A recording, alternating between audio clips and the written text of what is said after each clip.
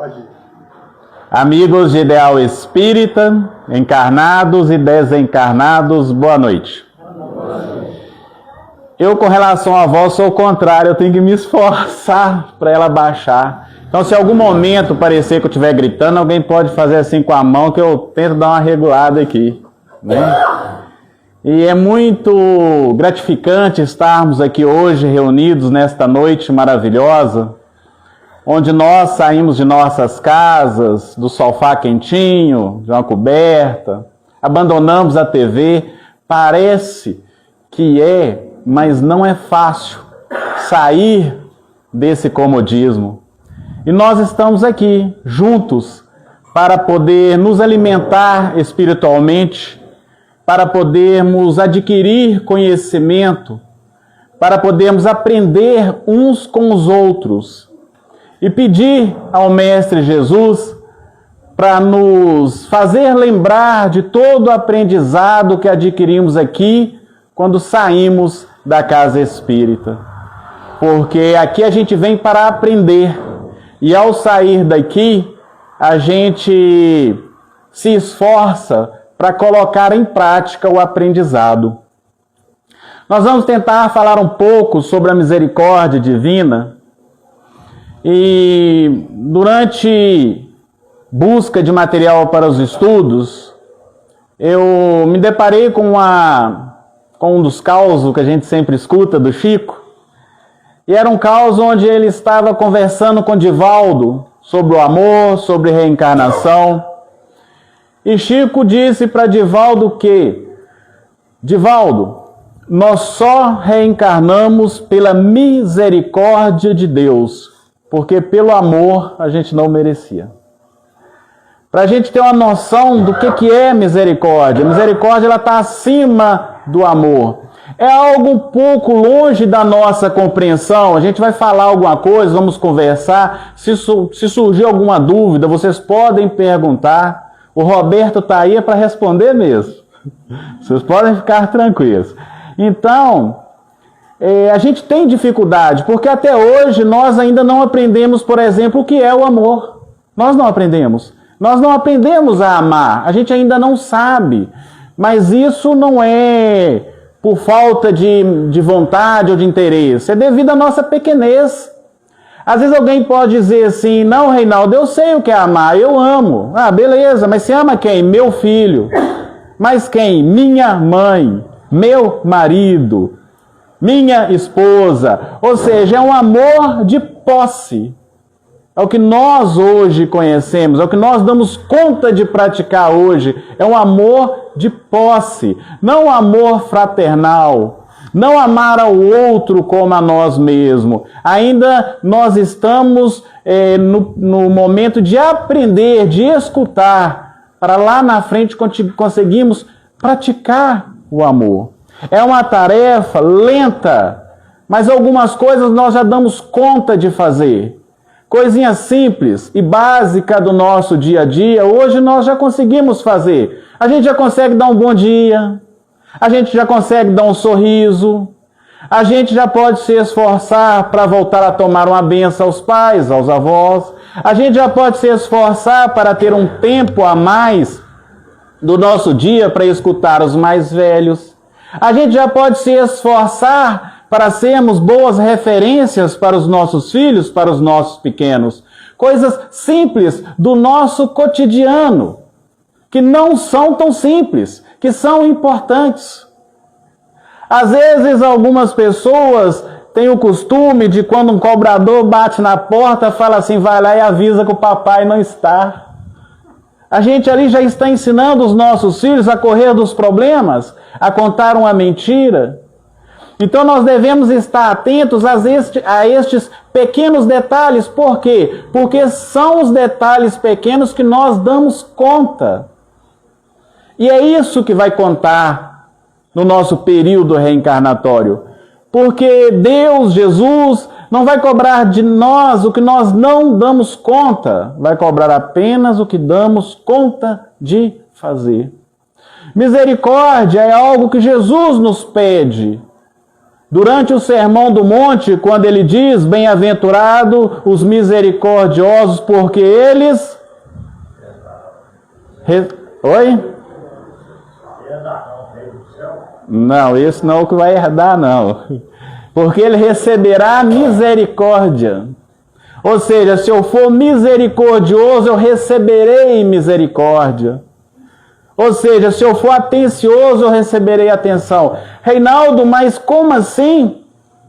Deus é misericordioso. Jesus diz que peça, que Ele vai me dar. Mas eu tenho uma vida sofrida. Eu tenho uma vida difícil. Eu tenho uma vida onde sou incompreensível.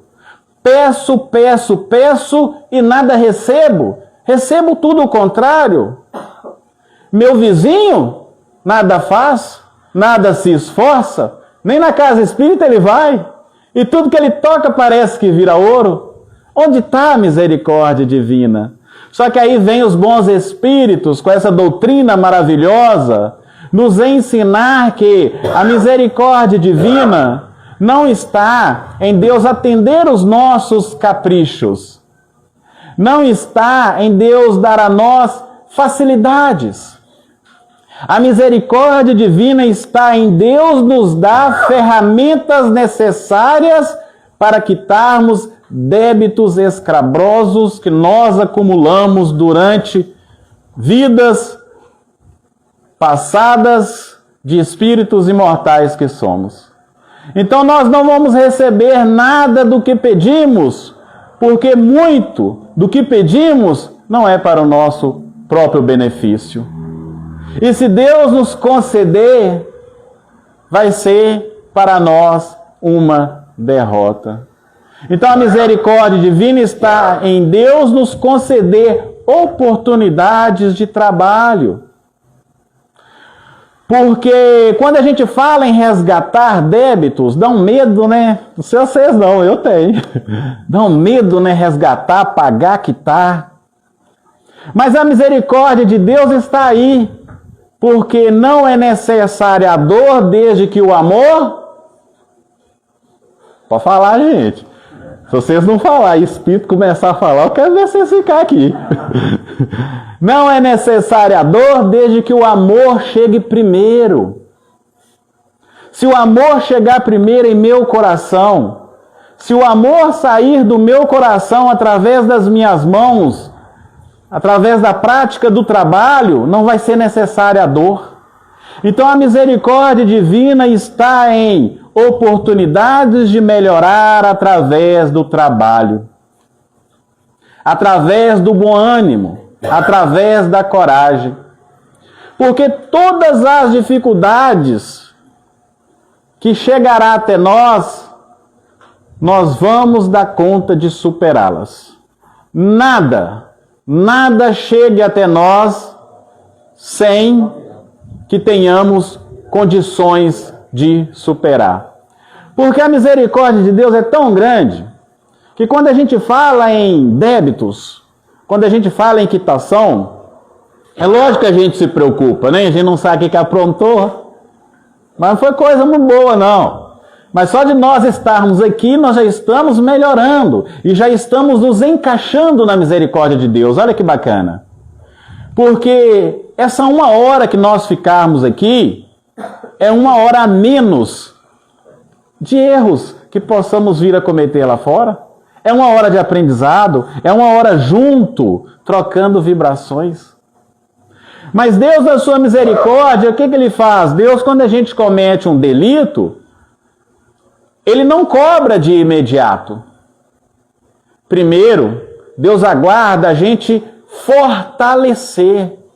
Sem a gente ter forças para pagar, um débito não é cobrado. Para poder exemplificar isso, alguém aqui já leu ou já escutou a história do relato sobre o circo de Niterói? Quem já escutou, levanta o dedinho. Senhor, né? Então o circo de Niterói... Se eu falar alguma coisa errada, o senhor me corrige, tá? Havia um circo em Niterói, e quem conta a história é Raul Teixeira. Um circo em Niterói. E neste circo, ele era criancinha, ele contando, doido para ir, para assistir, para aproveitar a oportunidade. E ele insistiu com seu pai, para que o pai pudesse levá-la. E o pai marcou com ele o dia seguinte: eu te levo, meu filho. E ele, aquele garotinho, igual nós, né, meio da roça, igual muitos aí devem ser igual eu, veio da roça. Então ele ficou o dia inteiro pensando nisso, no circo, aquela alegria toda. Ia vestir a melhor roupa para ir passear. Só que foi dando horário e seu pai não chegou. Dava 4 horas nada do papai, dava 5 nada, 6 horas nada. E ele desistiu de esperar o pai e foi para a janela. Triste, observar o circo de longe. Quando de repente o circo pega fogo. E a lona cai em chamas sobre todos que lá estavam. Foi uma tragédia que ocorreu em Niterói. E aquilo nunca saiu da cabeça de Raul Teixeira. E quando ele veio ter com Chico, ele questionou Chico sobre o episódio. Chico, por quê? Era para eu estar lá, Chico. Por que aconteceu aquela tragédia?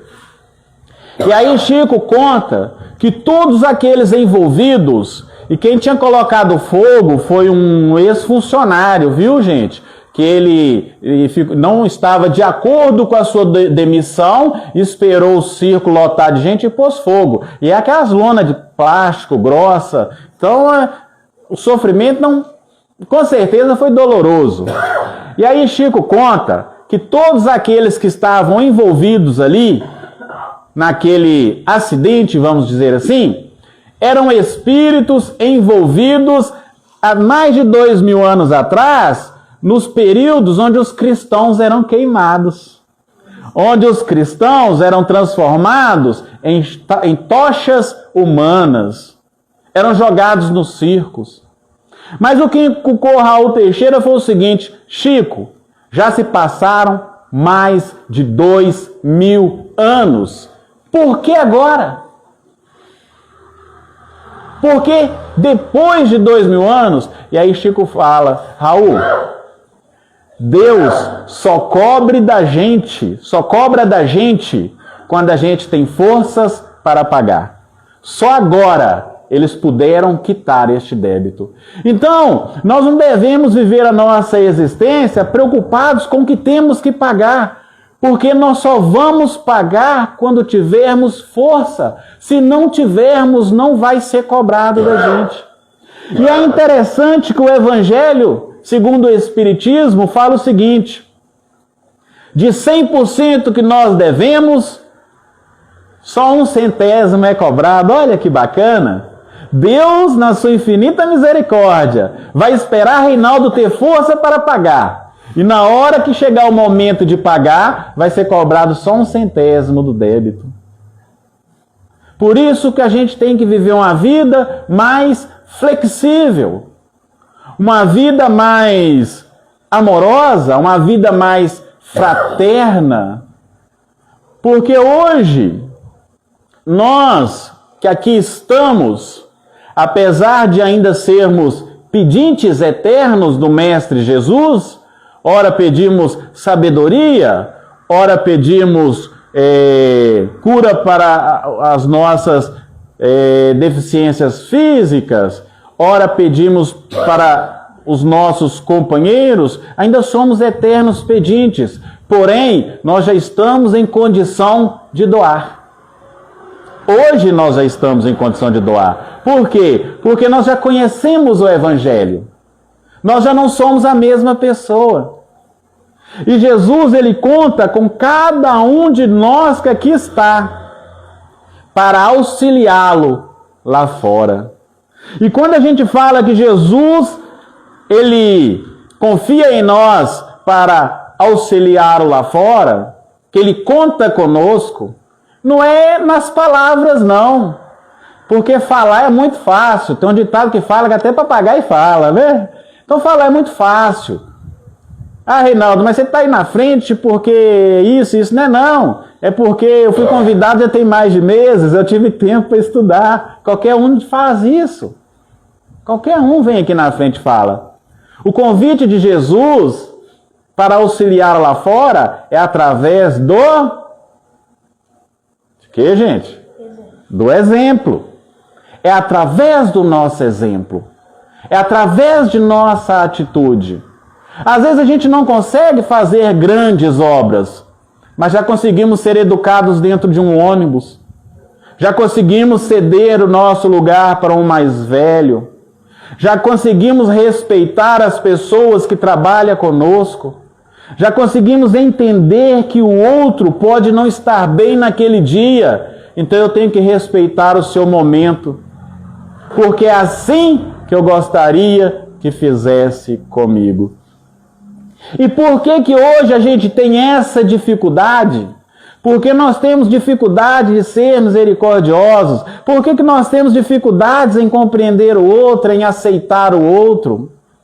Porque nós ainda deixamos o nosso orgulho falar alto. Porque nós ainda não conseguimos agir com humildade. Porque nós ainda não conseguimos conversar com o outro olhando nos olhos. Eu sempre falo isso, voltar a conversar olhando nos olhos. Por quê? Porque se eu tenho o costume de conversar olhando nos olhos do meu irmão, do meu pai, do meu amigo, das pessoas que estão comigo no trabalho, eu vou conhecer o brilho de cada um. Porque o olho é o reflexo da alma. Eu vou ver o brilho de cada um. E no dia que essa pessoa estiver triste, no dia que ela não acordou bem, que só de eu chegar e falar bom dia, você não está legal hoje. E a pessoa não vai entender como que você descobriu, não é porque você é espírita, não. Não é porque os espíritos contou. É porque a gente começa a conhecer a pessoa pelos olhos. E a gente vai ver que o olho não está brilhando. E aí a gente vai poder virar para este companheiro e falar o seguinte: você quer conversar sobre assunto ou não? E é opcional. Se ele quer desabafar ou não, mas ele já vai se sentir a melhor pessoa do mundo, porque alguém viu ele. Porque alguém viu que ele está com dor. Porque alguém viu que ele está com dificuldade. É isso que Jesus pede para nós. E muitas das vezes, por nós agirmos ainda no sentido de não consolarmos, mas de querermos ser consolados, às vezes a gente quer se colocar no outro local. A gente quer que alguém veja as nossas dores, que alguém veja as nossas feridas, que alguém veja que falta brilho em nossos olhos. Só que muitas das vezes isso não vai acontecer. Porque às vezes o outro companheiro não sabe enxergar em nossos olhos. Não sabe observar o nosso tom de voz. A gente tem dificuldades até em casa, né? Principalmente nós homens, a mulherada reclama, né? Nossa, ele não percebeu que eu cortei o cabelo? Nossa, eu fiz a unha, tô assim com a mão, ele nem viu. Eu não sei se acontece com vocês, em casa isso acontece direto. Né? Então nós temos essa dificuldade de sermos atenciosos uns com os outros. Muitas das vezes pela correria do dia a dia, nesse mundo acelerado ao qual nós vivemos, onde somos bombardeados de informações a todo instante, onde o celular parece que faz parte do nosso ser, né? Não do nosso dia a dia. Muitas das vezes esse aparelhinho, nós deixamos de brincar com os nossos filhos 10 minutinhos, mas deixamos eles à vontade com esse aparelho. Esquecemos até de observar o que eles estão assistindo, o que estão vendo. Isso é importante. Porque nós devemos trabalhar no campo que temos para trabalhar. Porque quando Jesus veio aqui, o campo era pedregoso. O campo não era um campo fértil. Lembrando que Jesus veio aqui para nos ensinar o caminho, trazer o seu evangelho. O evangelho de Jesus é o gabarito para as nossas provas do dia a dia. Ele veio trazer as respostas. Ele veio exemplificar a melhor forma de viver que existe. Ele é o nosso guia. É o ser mais perfeito. Kardec pergunta aos espíritos, né? Quem é o ser mais perfeito que Deus nos dá como exemplo? E a menor resposta do livro dos Espíritos: Jesus. Jesus. Então ele veio aqui para nos ensinar e para cumprir uma promessa também que ele fez a uma turma que veio há muitos anos atrás, que nós chamamos de capelinos, né? Há uma estrela, né? Muitos já conhecem a história, né? Uma estrela chamada Capela, onde um dos seus planetas que orbitava essa estrela, né? Da constelação do Cocheiro, estava passando por uma evolução, onde estava saindo de provas e expiações para mundo de regeneração. E é o que está acontecendo com o planeta Terra hoje. Então, naquele período, aqueles espíritos que não puderam mais reencarnar naquele planeta foram convidados pela vibração a vir estagiar aqui no planeta Terra, em um período bem primitivo.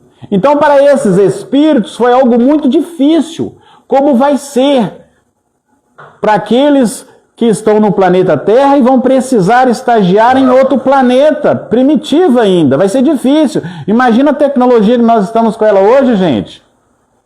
WhatsApp. Eu vejo a pessoa lá nos Estados Unidos, mensagem instantânea, não precisa ir no banco mais, pago conta para o celular.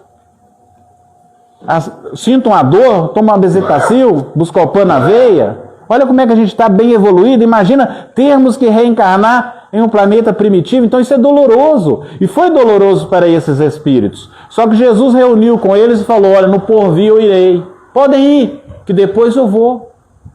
Jesus fez essa promessa. E veio. E veio. E quando ele chegou aqui, ele chegou e nos encontrou bem atrapalhadinhos. Nós estamos atrapalhadinhos até hoje. Mas naquela época nós estávamos mais atrapalhadinhos ainda. Era um período muito difícil. Era um período que, apesar da filosofia grega estar em alta, né? O Roma estava se organizando no sentido bélico, com seus exércitos, alto poder de irrigação, se organizando politicamente, né? Ou seja, apresentando um novo padrão de vida, né? Era o que nós tínhamos de máximo naquele período. Era um período em que era normal escravizar. Além de escravizar, era um período em que era normal cegar o escravo, seja ele criança, seja ele ancião. Aqueles escravos mais intelectuais davam aula para os filhos, né, dos donos. Mas era um período em que isso era normal. Era um período em que era normal uma mulher adulterar e morrer na pedrada. E o adúltero, nada acontecia. O machismo ali desde aquela época. Então era um período muito difícil, onde nós não enxergávamos a misericórdia ou a justiça com misericórdia, mas sim a justiça com vingança, no olho por olho e dente por dente. Não porque não nos foi ensinado, porque no Antigo Testamento nos apresentou também um Deus de bondade. Quando a gente fala amar a Deus sobre todas as coisas, está lá em Deuteronômios também. Quando a gente fala amar ao próximo como a ti mesmo, está em Levíticos também. Então, no Antigo Testamento já existe um Deus de bondade, um Deus de misericórdia. Mas a gente não dava conta. A gente não dava conta. O olho por olho e dente por dente já era uma evolução para nós. Porque antes a lei ainda era um pouquinho mais injusta. Porque se alguém me roubasse um boi, eu poderia roubar dele 2, 3, 4, tanto que eu achasse que era correto. Aí Moisés falou: não, olho por olho, dente por dente, é uma cabra por uma cabra. Até que surge Jesus. Até que surge Jesus e alguém leva até ele uma mulher adúltera para testá-lo, porque queriam pegá-lo agindo contra a lei. E aí coloca ela lá e fala assim: mestre, a lei de Moisés fala para apedrejarmos a mulher adúltera. E vós, o que diz? E aí o que Jesus fala? atire a primeira pedra quem não tem pecado. A moral de Jesus era tão grande que ninguém teve audácia nem de mentir e dar a primeira pedrada. A moral dele era tão grande que todos se envergonharam e saíram. Porque poderia surgir um lá mentiroso e dar a primeira pedrada e dizer que não tem pecado. Mas a vibração de amor de Jesus, ela desmascara a gente. Ela coloca a gente frente a frente com os nossos próprios defeitos. E aí Jesus fala com essa mulher: cadê aqueles que estavam aqui para te apedrejar? Foram embora, Senhor. Então, se eles não te julgarem, eu também não vou. Jesus, o Espírito mais perfeito que aqui esteve, de tamanha pureza que dividiu o tempo. O tempo é contado antes de Cristo e depois de Cristo. Esse que podia julgar, esse que podia criticar, que podia apedrejar, não fez. E nós achamos nos direito de criticar o nosso vizinho. Nós achamos no direito de questionar que o filho de fulano é um delinquente? Nós achamos no direito de falar fulano trai a esposa? Eu vi a esposa de Beltrano dentro do carro com a outra pessoa. Nós achamos no direito de apontar os defeitos do outro. E muitas das vezes nós fazemos isso porque quando eu aponto o defeito de alguém, automaticamente eu me elevo. Porque quando eu falo fulano é ladrão, quem escuta pensa Reinaldo não é. Fulano trai, Reinaldo é honesto. E aí a gente esquece da lei de Deus que se chama causa e efeito, que eu posso plantar o que eu quiser, mas eu serei obrigado a colher. Então, quando eu critico, quando eu julgo, quando eu aponto, quando eu apedrejo, eu estou assinando diante a eternidade passar pela mesma prova para mostrar para o outro que eu sou melhor. Olha o perigo que é, gente. Olha o perigo que é criticar o outro. E isso é tão antigo que eu vou lembrar para alguns que vão concordar. Antigamente, os nossos pais falavam assim, ciclano tá pagando língua. Todo mundo escutou esse ditado já? Ciclano tá pagando língua. Mas não, é lei de causa e efeito. Quando eu critico, por exemplo, a filha de Reinaldo é insuportável, é bagunceiro, não presta atenção, grita e corre, é uma vergonha. Quando eu falo isso, eu estou falando assim para a eternidade: olha, me mande uma filha igual a do Reinaldo me ensinar para ele como é que faz. Por isso que fala pagar a língua. Porque quando a gente fala, a gente se propõe a passar pelo mesmo problema. É o cuidado que a gente deve ter com as nossas palavras.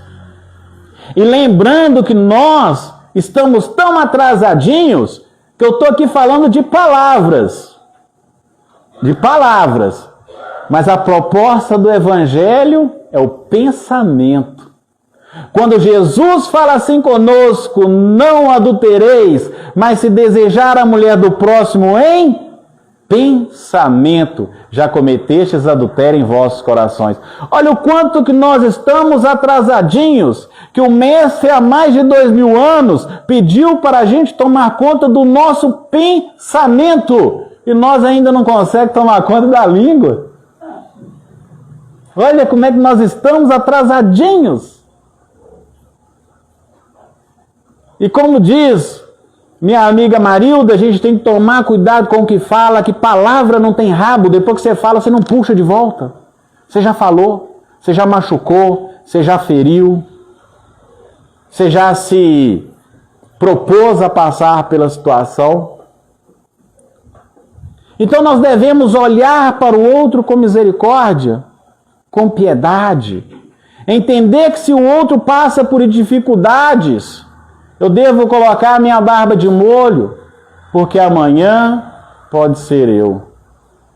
Lei de causa e efeito não é uma novidade que a doutrina dos Espíritos traz para nós, não. Ela veio e foi potencializar a informação. Essa lei de causa e efeito, Jesus já havia nos dito sobre ela, quando no Monte das Oliveiras, quando ele estava orando, e junto com ele estavam 3 discípulos, Pedro, João, salvo engano, Tiago, é isso mesmo? Se eu estiver errado, alguém me corrige. E ele foi orar, pediu os 3, vela por mim, fica acordado enquanto eu vou orar. Gente, até Jesus orava, até Jesus fazia prece, e a gente tem dificuldade de rezar um Pai Nosso antes de dormir. Jesus tirava um momento de intimidade com Deus, e a gente tem dificuldade de abrir o Evangelho e ler uma página. Jesus, que era conectado com Deus 24 horas, tirava um momento de intimidade com Ele. E a gente acha que não precisa. Pois bem, nesse momento de intimidade, Jesus pede os 3 para ficar acordados, vigiando, mas quando ele volta, os 3 estão dormindo. Ele acorda os 3, chama atenção. Vocês não têm condição de velar por mim um pouquinho? Volta. Quando chega, os 3 estão dormindo de novo. Jesus chama a atenção de novo. E isso acontece muito, até na casa espírita. Às vezes a gente está falando aqui, alguém cochila. Às vezes por cansaço, às vezes porque o palestrante, né, a voz dá sono. Tem palestrante que a voz dá sono. Por isso que eu falo, pra vocês não dormirem. E aí quando de repente Jesus volta e vem aquele burburinho, eram os anciãos com os soldados dos doutores da lei e com Judas. Quando ele comete aquele erro do beijo. E é interessante neste momento, Jesus era tão bondoso, tão amoroso, que até no último instante ele dá chance para Judas não cometer o ato. Quando Judas chega, Jesus fala assim, amigo, a que vieste? Olha, hoje se é nós no lugar de Jesus, dava um tapa na orelha de Judas, chamava de traidor, seu falso. Não é assim que a gente faz com os nossos amigos quando eles traem a gente? Como é que a gente age? É íntimo. Cada um sabe como que age com um amigo quando trai a gente. Porque quem trai a gente é quem come no mesmo prato. Judas comia no mesmo prato que Jesus. Ninguém vem de fora para trair a gente. Ninguém. Ninguém vem de fora para magoar a gente. Quem magoa a gente está próximo da gente. E aí Jesus ensina, olha, tem que perdoar. Tem que entender que ainda são crianças, mais infantis do que a gente.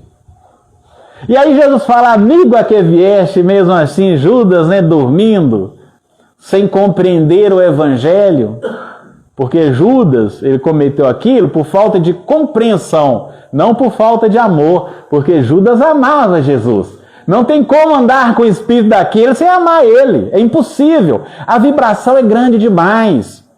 A vibração é tão grande, se nós recebêssemos a bênção de uma visita, vamos colocar, de um Bezerra de Menezes, era perigoso nós ajoelharmos automaticamente diante de tanta vibração amorosa. Aconteceu isso, está no livro, há 2000 anos, quando Públio Lentulus vai ter com Jesus na calada da noite, escondido, para que ninguém o veja. E quando Públio Lentulus se aproxima de Jesus, ele cai de joelhos, a ponto dele mesmo se perguntar, mas por que eu estou ajoelhando para esse homem? Nem ele entendia. Então Judas amava Jesus, era impossível.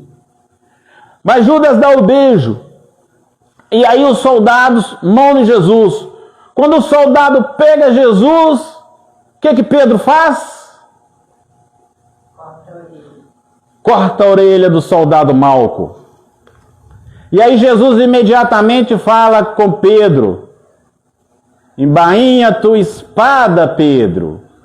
Porque quem com a espada fere, com a espada será ferido. Lei de causa e efeito. Pedro ainda deu sorte que Jesus consertou, né? O estrago, foi lá e colou a orelha de Malco. Ele não precisou perder a orelha, né? Então Deus foi generoso com ele. Então a lei de causa e efeito não é uma novidade que a doutrina dos Espíritos nos traz. Ela potencializa, ela explica, ela faz com que a gente venha a lembrar do Evangelho de Jesus. Cuidado, Reinaldo, com a forma que você age Porque vai ser a mesma forma que virá. Vai ser com a mesma medida. Vai ser com a mesma intensidade. Então a doutrina dos Espíritos nos fazendo lembrar disso. Então cabe a cada um de nós fazermos diferente. Cabe a cada um de nós mudarmos o nosso comportamento com o outro. Se eu sei que eu vou colher, então vou semear sorrisos.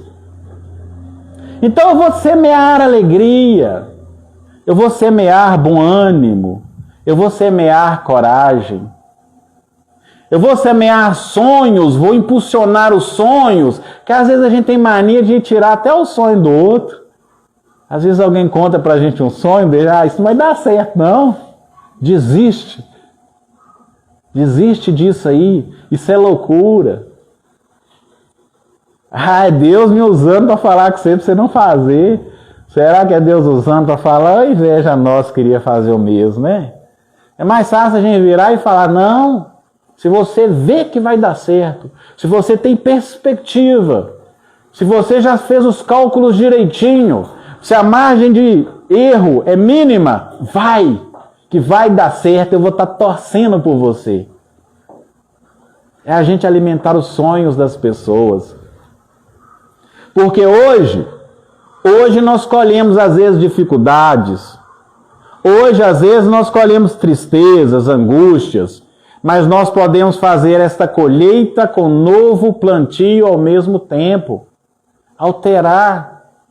Por isso que a doutrina dos Espíritos, ela fala lei de causa e efeito. Nunca a gente vai escutar, nunca a gente vai ler no Pentateuco kardeciano a palavra karma. É sempre lei de causa e efeito. Porque karma é algo que já está predestinado a passar. A pessoa tem que passar por aquilo. Causa e efeito, não, a gente pode trocar a todo instante. A gente pode alterar a todo momento. Hoje eu tenho uma companheira ou eu tenho um companheiro que é ignorante, que não é carinhoso, que não é atencioso. Eu tenho. Peraí, se é lei de causa e efeito, não é à toa que a pessoa está na minha vida. Tem uma explicação. E se eu queria uma pessoa carinhosa, então mesmo eu não recebendo isso, eu vou ser carinhoso. Mesmo eu não recebendo atenção, eu vou ser atencioso. Mesmo eu não tendo receber sorriso, eu vou sorrir. Por quê? Porque eu vou estar colhendo, mas plantando para o futuro. É fácil, né? Não. Porque às vezes tem pessoas que a gente dá bom dia, pessoa, só geme, né? Tem coragem, às vezes nem olha pra gente. Mas a gente vai, água mole, pedra dura, tanto bate até que fura. A gente vai se esforçando, a gente vai tentando, a gente vai pelejando, até domar aquele coração. Não é fácil, não é fácil. Mas é necessário. É necessário. É importante nós tentarmos. É importante se a gente não tem condição de fazer isso na prática ainda, a gente já tem condição de orar. A gente já tem condição de fazer prece. A gente já tem condição de pedir a Deus pela pessoa. Por isso que Jesus fala assim, orai por aqueles que vos perseguem e vos caluniam. Porque a oração, ela tem poder. E muito. E quando eu oro para a pessoa, eu vou trabalhando o campo dela. Eu vou mandando energias boas, energias positivas, energias de amor, energias de carinho. Então, se eu ainda não tenho condição, que eu ore. Porque tudo na vida da gente é prática. Por isso que a gente tem que vir na casa espírita para escutar o evangelho. Para a gente ouvindo, até ficar bom e conseguir praticar. É igual esporte. Uma pessoa, para acertar aquela cesta de basquete, ela treina 1.000, 2.000, 3.000, 4.000 vezes por mês. Para durante 1 segundo ela acertar a cesta. Evangelho é assim também. A gente tem que treinar, escutar, às vezes a mesma coisa, repetir, até que aquilo entre na gente. Para depois sair. Sair através do exemplo. Prática. Quando a gente pratica o bem, quando a gente se predispõe a compreender a outra pessoa, até a forma de entendê-la muda. Tem um conto chinês que fala, que na China, gente, eu não sei se é na China toda ou só um pedaço da China, a nora é obrigada a cuidar da sogra. Na China é assim, a nora é obrigada a cuidar da sogra, é quase como uma filha. E havia uma chinesinha que não gostava da sogra. E aí, depois de se irritar bastante, de se entristecer bastante com a sogra, ela decidiu matar a sogra. Ela falou, chega, vou matar essa doninha. Aí, o que ela faz? Foi até um curandeiro, até um raizeiro, e explicou para ele a situação dela. E falou assim, eu quero matar minha sogra. E aí o curandeiro falou assim, mas você tem certeza disso? Ela falou, tenho. Ela é insuportável. Eu não aguento mais conviver com ela. Aí ele virou e falou assim, então tá, mas depois não tem como voltar atrás. Ela falou, não, pode me dar o remédio. Aí ele falou assim, vou te dar então uma garrafinha aqui, com um chazinho, só que você não pode dar ela de uma vez, porque se ela morrer de uma vez, todo mundo vai desconfiar. Você vai ter que dar ela em conta-gotas. Coloca 2 gotinhas no café dela todo dia. Aí lá, vou fazer isso. Aí quando ela ia saindo, o raizeiro falou assim, volta aqui, tem um problema. Para que as pessoas não desconfiem que foi você que matou ela, você tem que tomar o café junto. Só que você coloca a gotinha só no café dela, mas senta na mesa com ela e toma o café, para que ninguém desconfie. Para que as pessoas notem que você é uma boa pessoa. Assim não vão desconfiar de você. Ela é verdade. Assim ela fez. E foi no primeiro dia, e foi no segundo, e foi no terceiro, e foi indo, até que ela começou a pegar intimidade com a sogra. E de repente ela começou a conhecer a sogra. Quando ela percebeu, ela estava apaixonada pela sogra. Aí ela voltou lá no raizeiro, falou assim, moço, eu preciso do antídoto. Eu conheci minha sogra melhor. Minha sogra é espetacular. Ela tem uma história de vida maravilhosa. Eu não sabia. Aí o raizeiro falou, não, mas eu sabia. Eu sabia que muitas das vezes a gente não gosta do ser humano porque a gente não conhece ele. Porque a gente não entende as suas dificuldades, as suas dores, as suas angústias. Sabendo disso, eu te dei foi vitamina. Ela não vai morrer. E isso acontece conosco no nosso dia a dia. Às vezes a gente critica o vizinho sem conhecer. Fulano, falta humildade. Olha o carro dele. Ele nem cumprimenta a gente, mas ele não conhece a gente. Ele carrega com ele também dores. Ele carrega com ele também problemas. Qual foi a última vez que em casa nós sentamos com os nossos? Com os nossos. É pergunta íntima, gente, porque quando eu falo nós, é porque eu estou me colocando no meio. Alguns aqui não. Mas eu tenho que me colocar no meio, né? Eu estou no bolo. Então qual a última vez que nós sentamos com os nossos filhos para escutar as suas dificuldades? Qual a última vez que nós perguntamos para eles assim, como foi na escola hoje? Tem algum coleguinha mexendo com você? Às vezes está falando que seu cabelo é feio, mas é lindo. É inveja de ter um cabelo igual. Como é que está lá na escola? Como é que está com a professora? Me conta, vocês brincam de quê? Vamos brincar nós dois hoje? Vamos tirar 10 minutos nosso? Qual a última vez que nós fizemos isso? Qual a última vez que nós chegamos perto dos nossos idosos e falamos assim, vem cá, vamos conversar? Conta aquele caso de novo para mim. Aquela história que o senhor contava quando o senhor ia pescar. O senhor é mentiroso, hein? Um peixe daquele tamanho. Qual foi a última vez que nós demos essa alegria para os nossos? Qual a última vez que nós falamos boa noite, meu amor, bom dia, meu anjo? São coisas simples da vida que nós damos conta de fazer. E que às vezes a gente se preocupa lá fora e esquece dentro. Quando nós desencarnarmos, espero que eu demore bastante, eu não estou à vontade de furar a fila, vou esperar a minha hora direitinho, podia receber até uma moratória e ficar aqui mais tempo. Quando chegar a nossa hora, não vai ser perguntado para nós quantas cestas básicas nós distribuímos. Não vai ser perguntado para nós quantos asilos nós visitamos. Não vai ser perguntado para nós quantas crianças nas creches nós somos auxiliar. Não vai ser perguntado.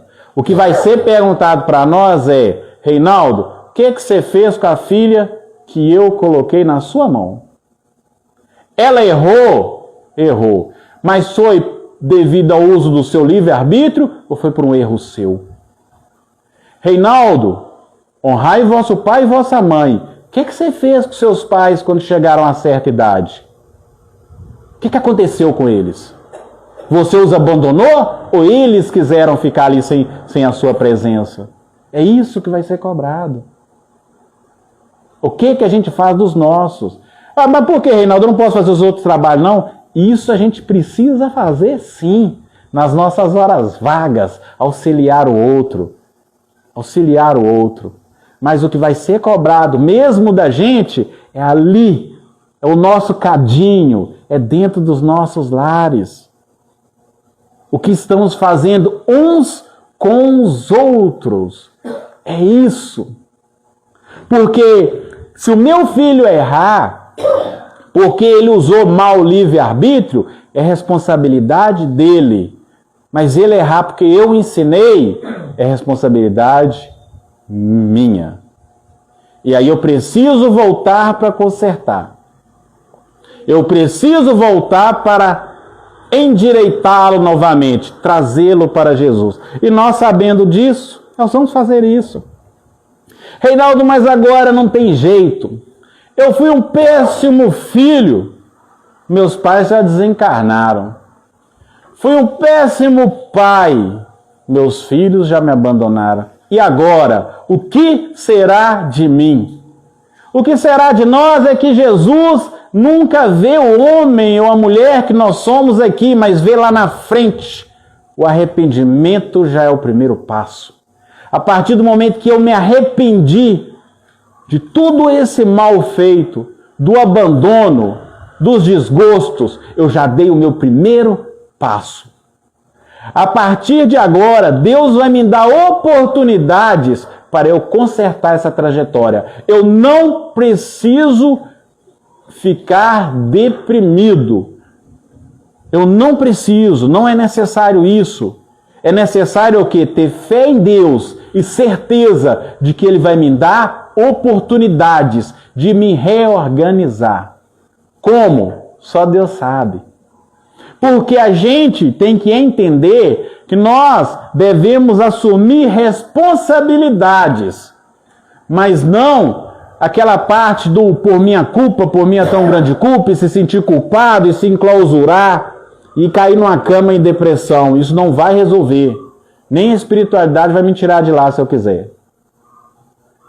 Para nós termos ideia do que eu estou falando, nós temos dois personagens a quais nós comentamos sobre eles aqui hoje, essa noite. Um nós falamos Judas e outro nós falamos Pedro. Nós falamos sobre eles já. Judas, por incompreender o Evangelho, por entender que Jesus era devagar e precisava de uma mãozinha, ele cometeu o desatino, de entregá-lo.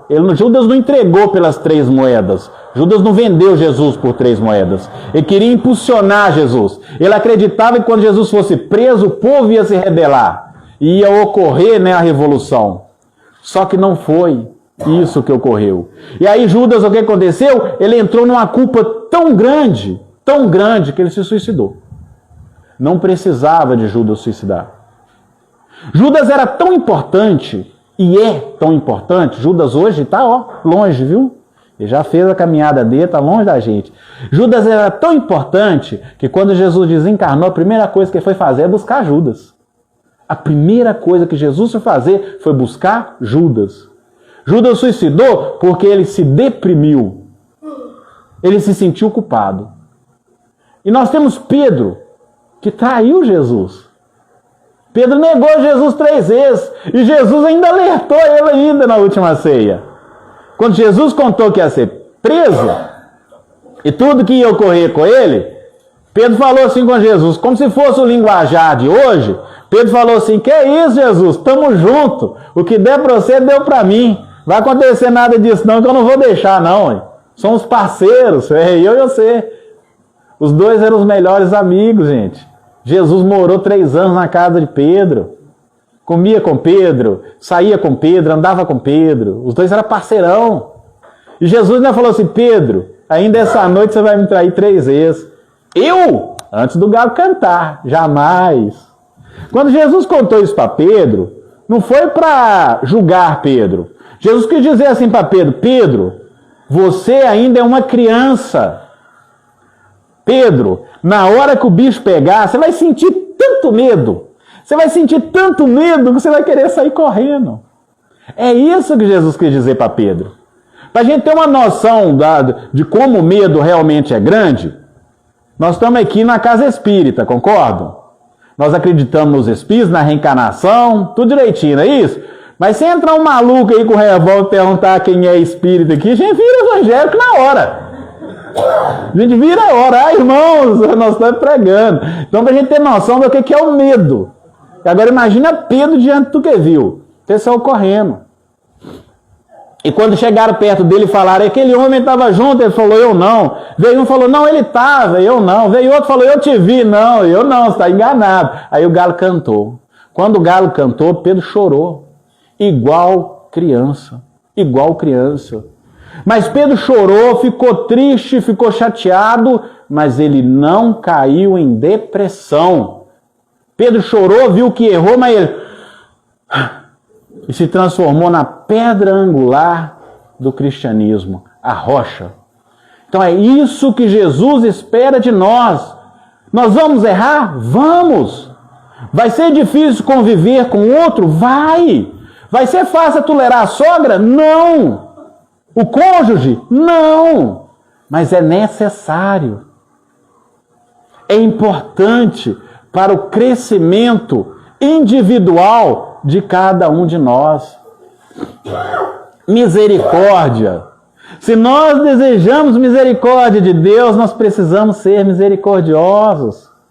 Nós temos a parábola que Jesus nos conta do indivíduo que devia um dinheiro a um determinado servo.